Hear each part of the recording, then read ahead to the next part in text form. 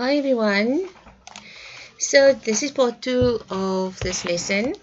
So we stopped here last time and now we are going to edit this spreadsheet and continue with the last bit. Okay, the first thing that we are going to do is we're going to change the theme of the spreadsheet. Now let me just say this again. I've said this so many times. If you don't have a specific theme, all you need to do is skip that step, and when you email this assignment, you write it in your email. Like for example, could not find basis theme, could not find this or that. So whatever it is, you just let me know. So in this instance, we're changing the theme to basis. Okay, if you don't have it, you will just write that down for me. The worksheet title and subtitle must be aligned, centered across columns A through I. So here we go. I'm going to say merge and center for the first one, merge and center for the next one. The cell style should be title, so I'm clicking on title cell style. The font size for the title should be 18, it is 18. Okay, they want the same style for the subtitle, which is also title, but the font size for that one will be 16. The background color for A1 and A2 is green, accent 1, lighter 60%. Now, if you couldn't change to this specific theme, you may not be able to find the specific color, okay, because the colors that you see here, they go with the theme. So let's see, this is green, accent 1, 60%, so we are looking for this one. So you will just once again make a note of that. A border around both of those blocks, and the border button is over here with a thick outside border. Okay, let's continue. The column title should be heading 3, so I'm selecting all my column titles and I'm changing the style to heading, that's heading 1, to heading 3. And the alignment is centered, so I'm just making them center. Now we are looking at our data. In column, they say center the data in B4 to B16, okay? B4 to B16, we are centering that. The numbers in column C, here we have numbers. I'm selecting those numbers, comma style and 2 decimal places. So I'm saying comma style with 2 decimal places. If a cell in range C4 to C12 is greater than 70, okay, so if a cell in cell C4 to C12, okay, so I need to select a little bit less. So C4 to C12 is less than 70, then cell appears with background color of orange and a font color of white. So this is what we call conditional formatting. It means that if a certain condition is true, the cell will appear differently. So let me explain to you how you do conditional formatting. First of all, you have to select the range that they want you to select. You cannot leave it blank. You must select it, otherwise it's not going to work.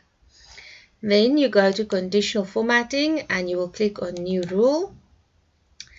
In this box, you select the second option, format only cells that contain, and then here you will specify your criteria.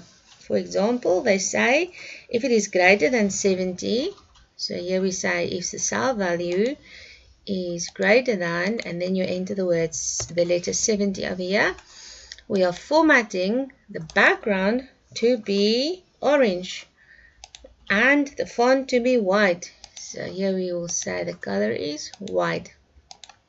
So if the condition is true, it will change to be an orange background and a white color.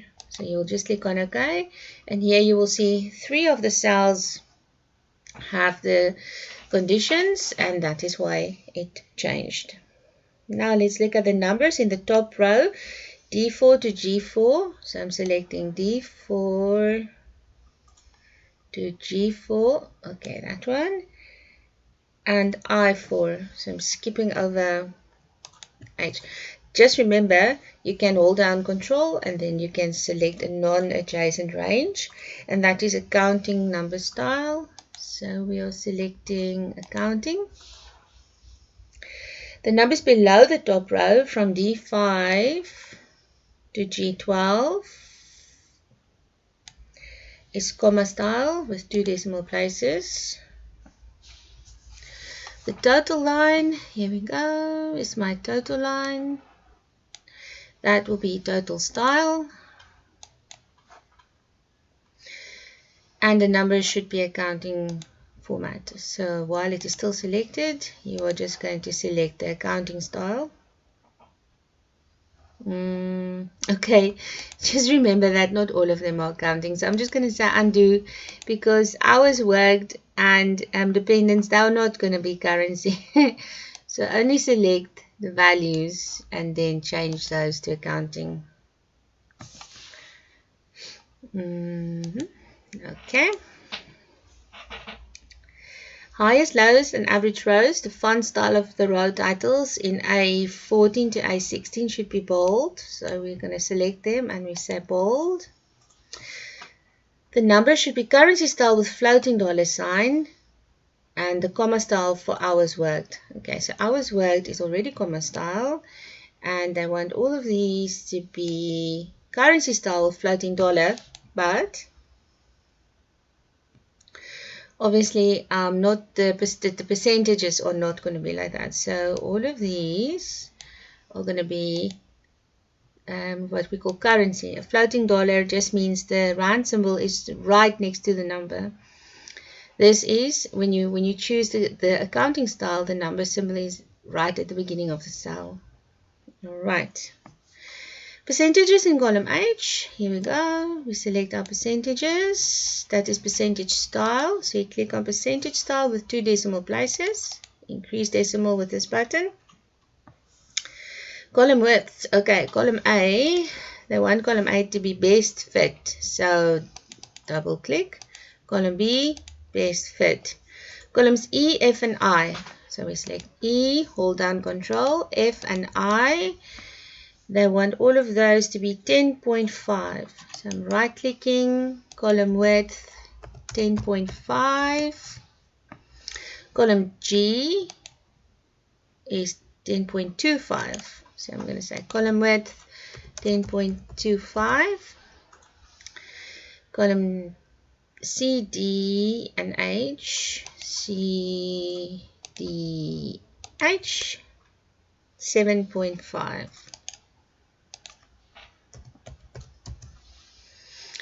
Alright, row heights. Now this is the rows, so we go to row 3, 48. So you right click in the grey area, you say row height, and you change it to 48. Row 14, they want to be 27. And the remaining rows you leave the same. Now as you can see here, this cell D13 is not going to display properly, so I'm just going to make it best fit. Really, it's not the end of the world if you just double click on it. Okay, let me see if there's anything I missed. We did do our conditional formatting and it is looking lovely. Once again, how do you check spelling? You will just go to review, spelling, and okay, if it says Yao, that's obviously a guy's name, so you must say ignore. Check at the beginning, hypermouse, ignore, that is the name of the company, that is the name of the person, and then you are complete. How can you change your margins and your layout? First of all, depending on what they want you to do, if you are to change your margins, you can change it here to be narrow, wide, or normal. Usually it is normal, but if you say narrow, it means that it's going to fit very nicely. It's going to make the margins a little bit smaller, so it will fit even better. To make sure it fits on one page, you can also go to custom margins, and then in the page tab just click on fit to one page, and you know for certain it is not going to go over to another page. Also, if they say change to landscape, you change to landscape. Doesn't look in this case like we're changing to landscape, so we are not changing.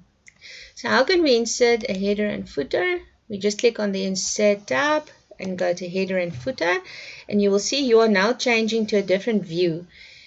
Yeah, no problem, we are doing that. This person's name is John Simon, and he's a chief financial officer.